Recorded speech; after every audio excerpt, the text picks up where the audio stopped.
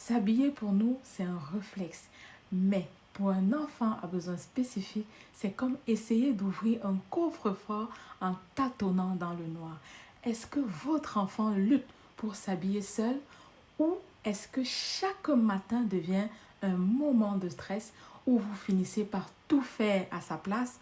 Alors, imagine si tu peux transformer ce chaos en une routine fluide où votre enfant gagne en autonomie et en confiance sans se décourager. Dans cette vidéo, je vous donne les meilleures stratégies pour l'aider à s'habiller seul, étape par étape. Pourquoi s'habiller est un défi pour un enfant à besoins spécifiques? S'habiller, c'est plus qu'un simple geste. Ça demande un ensemble d'éléments à prendre en compte comme 1. La motricité fine. Pour, par exemple, fermer une fermeture éclair, fermer un bouton ou attacher un lacet. 2. La coordination motrice. Pour, par exemple, mettre un bras dans une manche sans se tromper. 3. La perception spatiale. Pour, par exemple, savoir où est l'avant et l'arrière d'un vêtement. 4. Et la patience et la persévérance pour essayer encore et encore. 5. Le traitement sensoriel.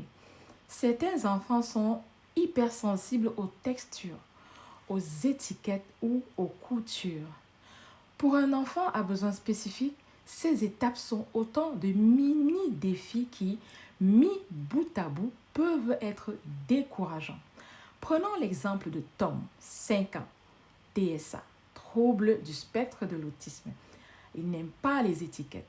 Il refuse les pulls trop serrés. Chaque matin, il fait une crise parce que son pantalon ne lui plaît pas. Solution: on adapte ses vêtements en coupant les étiquettes, en choisissant les matières douces et en le laissant tester plusieurs options à l'avance.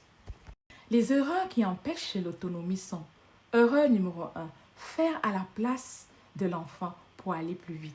Exemple, pour sortir avec l'enfant, vous apportez ses chaussures et vous lui dites: allez, mets tes chaussures, on est en retard.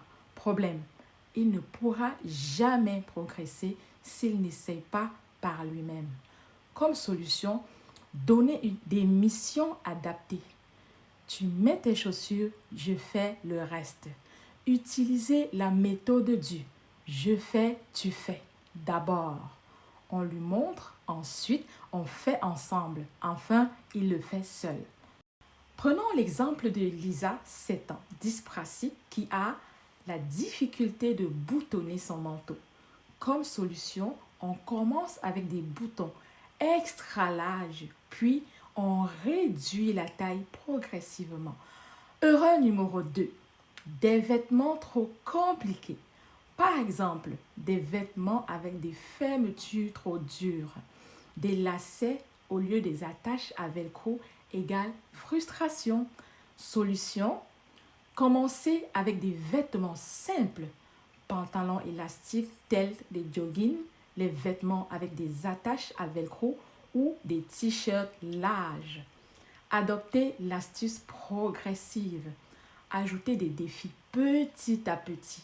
Commencez d'abord avec les attaches à velcro, avant la fermeture éclair, ensuite le bouton et enfin les lacets. Comme autre exemple de jeu, l'habillage à tour de rôle. L'adulte met un t-shirt sur le toutou, puis demande à l'enfant de le reproduire. Deuxième étape, encourager et valoriser les efforts de l'enfant en étant patient.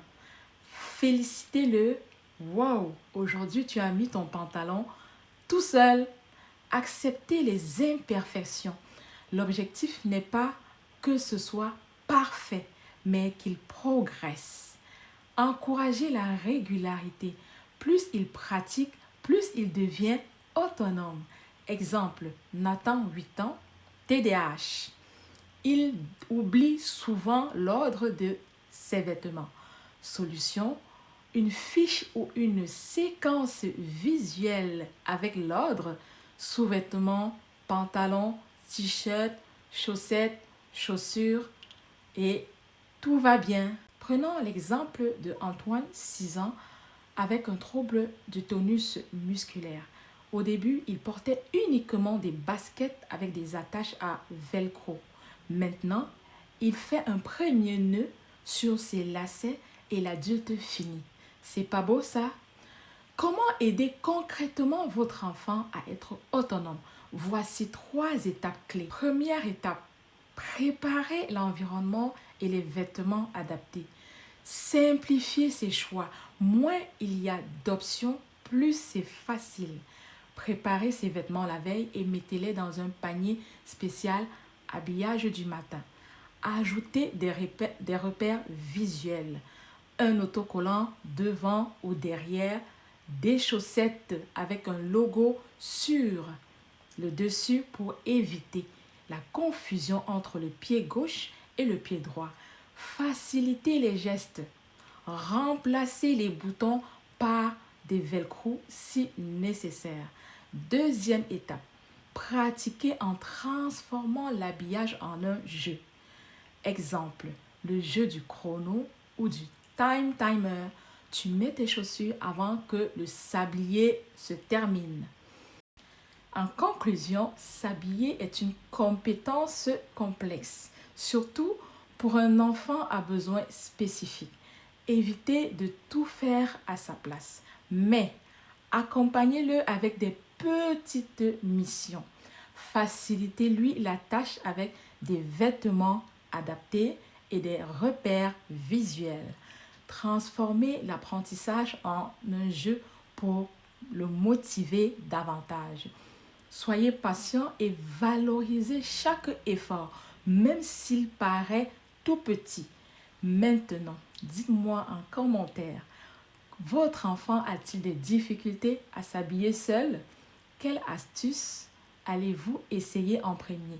Si cette vidéo vous a aidé, lâchez un like pour encourager la chaîne.